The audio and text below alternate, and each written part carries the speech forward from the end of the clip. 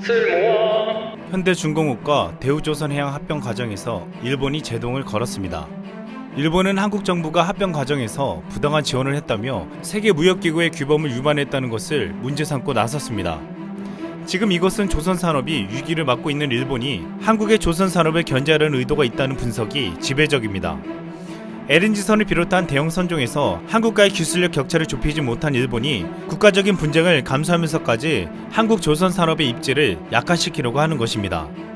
클락슨 리서치에 따르면 일본의 수주량 점유율은 2015년에 28%에 달했지만 지난해 13%까지 떨어졌습니다. 4년 전만 해도 일본과 점유율이 비슷했던 우리나라는 지난해 37%를 기록했습니다. 최근 일본 조선업계 2위인 재팬 마린 유나이티드와 일본 주요 조선소들은 사업을 축소하거나 매각 작업을 진행하고 있습니다.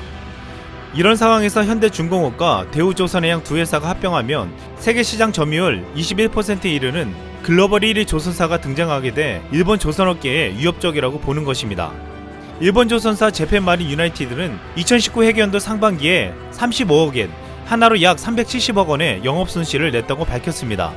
지난 2012년 미쓰비시 중공업은 일본 최대 조선서 이마바리 조선과 손잡고 초대형 컨테이너선 기술 제휴를 협정해 한국 조선업을 압박하려 했습니다.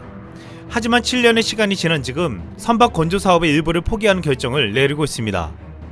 일본 조선업계는 최근 선박 연료와 추진 엔진이 달라지자 선박 기술의 변화를 감당할 설계 인력이 사실상 거의 전혀 없어 적응하지 못하고 있는 것입니다.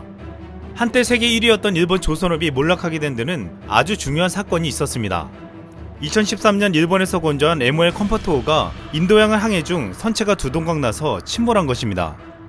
MOL 컴포트5는 일본의 미쓰비시 중공업이 2008년 건조한 컨테이너 선이었습니다. 당시 MOL 컴포트5는 4,382개의 컨테이너가 선적된 상태로 싱가포르에서 사우디로 항해하는 중이었습니다. 그런데 선박이 예멘 근처에서 갑자기 선체 중앙부에 금이 가더니 결국 두 동강이 난 것입니다. 이로 인해 4,382개의 컨테이너가 모두 유실되고 역사상 최악의 침몰 사건으로 기록되었습니다. 이 사고로 인해 미쓰비시 중공업에서 건조한 다른 6척의 자매 선박에 대한 안전검사가 실시되었고 일본의 조선업은 전세계에 큰 신뢰를 잃게 되었습니다. 이후 미쓰비시 중공업은 한국 업체에 밀려 2015년을 마지막으로 LNG선 수주를 따내지 못하고 최대 조선소 공장을 매각하게 되었습니다. 일본 조선업은 최근에는 더 이상 한국을 따라잡을 수 없을 만큼 격차가 벌어졌지만 그래도 살아남기 위해 발버둥치고 있습니다. 지난해 말 일본 최대 조선사 이마바리 조선과 2위 조선사 JMU가 자본 업무 제휴에 합의하고 공동사업을 진행하겠다고 했습니다. 이것은 일본 1, 2위 조선업체가 합병에 준하는 연합전선을 구축하고 나선 것입니다. 중국도 최근에 한국에 7년 만에 조선업 1위 자리를 내주자 중국 정부가 국영기업들인 자국 1위와 2위 조선사의 합병을 승인했습니다. 중국은 세계 최대 규모의 조선사를 출범시키면서 세계 조선업을 석권하려는 야심을 보이고 있습니다. 일본과 중국의 이러한 움직임에 우리도 현대중공업과 대우조선해양이 합병으로 1위를 수성하려는 전략을 세운 것입니다. 한국의 조선업은 중국과 일본과 경쟁하며 추격받고 있지만 압도적인 기술력을 가지고 있다고 평가받고 있습니다. 일본이 이미 뒤처진 지 오래됐고 지금 1위를 놓고 한국과 경쟁하는 것은 중국입니다. 하지만 한국과 중국과의 선박 건조 기술 격차는 약 5.2년으로 알려져 있습니다. 한국은 앞선 선박 기술과 십수년간 수천 척의 선박을 건조하면서 쌓은 풍부한 경험과 노하우로 신뢰를 받고 있습니다. 최근 몇 년간 세계 각국들의 친환경 정책으로 LNG선의 발주가 급속도로 늘어나고 있는데 한국은 지난해부터 LNG선 수주를 거의 독점하다시피 하고 있습니다. 2019년 한국의 LNG선 수주율은 87.9%로 중국과 일본에 비해 압도적이었습니다. 지난해 경쟁사인 중국 조선사는 프랑스의 LNG선 인도를 2번이나 연기하는 등 기술력 허점을 드러냈습니다. 이로 인해 한국 조선사의 LNG선 수주는 더욱 몰리고 있습니다. 한국이 앞두고 있는 LNG선은 고난도 기술이 필요하고 부가가치도 높기 때문에 한국 조선산업의 미래를 밝게 하고 있습니다. 지난해부터 국내 대형 3사가 장악한 LNG 운반선은 물론 LNG를 연료로 사용하는 LNG 추진선 수주도 잇따르고 있습니다.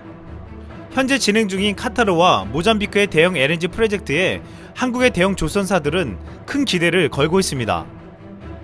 카타르 LNG 운반선은 확정 물량 40척과 옵션 물량 40척, 노후 LNG 운반선 교체 등으로 발척 척수는 100척을 넘길 것으로 관측되고 있습니다.